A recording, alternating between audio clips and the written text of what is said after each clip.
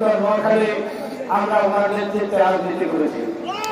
আজকে আপনার জানার বাড়ি হচ্ছে বৃহত্তর নোয়াখালী, আমরা আপনার নেতৃত্বে রাজনীতি করছি। আপনি আপনার জানার বাড়িতে এসেছেন। যারা এই উপদেষ্টারা আজকে উপদেষ্টা হয়েছেন, তরুণ উপদেষ্টারা, আমরা বিশ্ববিদ্যালয়ের কোনো ছাত্র গুলি খায় নাই, কোন নেতা শহীদ হয় নাই।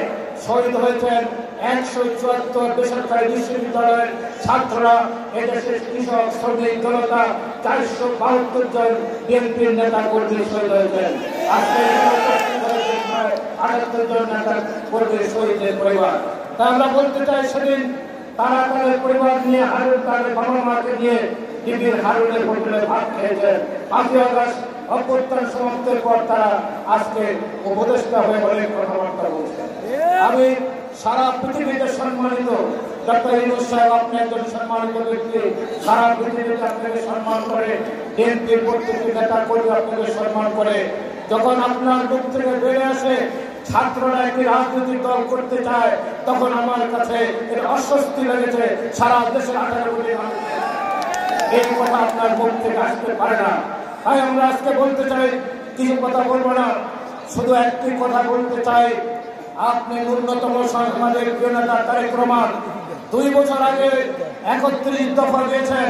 এই 31 দফার বাইরে বাংলাদেশে এমন কোন দফা নেই যে রাষ্ট্র সংস্কার, রাষ্ট্র মেরামতের জন্য অন্য কোন দফা কেউ সংযোজন করতে পারেন। তারপর উনি বলেছেন, যদি কারো কোনো উল্লেখযোগ্য বা সুপারিশ থাকে আমরা সেটা গ্রহণ করব। তাই আমরা বলতে চাই, উনি বলেছেন ন্যূনতম সংস্কার করে অতি শীঘ্রই নির্বাচনের রোডম্যাপ করে দেন, নাহলে বাংলাদেশের মানুষ আপনাদের বিরুদ্ধে রুখে দাঁড়াবে। কারণ মানুষ নির্বাচন চায়। 17 বছর আমরা আন্দোলন সংগ্রাম করেছি।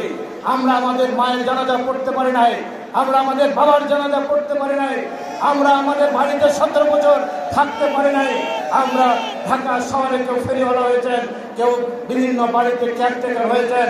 আজকে তাই আমরা বলতে চাই, এই রাস্তা আমরা তৈরি করেছি 17 বছর আমাদের শ্রম ঘামের উপর দিয়ে আজকের এই 5ই আগস্টের আন্দোলন। আমাদের প্রিয় নেতা তারেক রহমান লন্ডন থেকে বসে নেতৃত্ব দিয়ে এই আন্দোলন সফল কাম করেছেন। এটা আপনাদের 16 দিনের আন্দোলন নয়, এটা বিএনপির 17 বছরের আন্দোলন।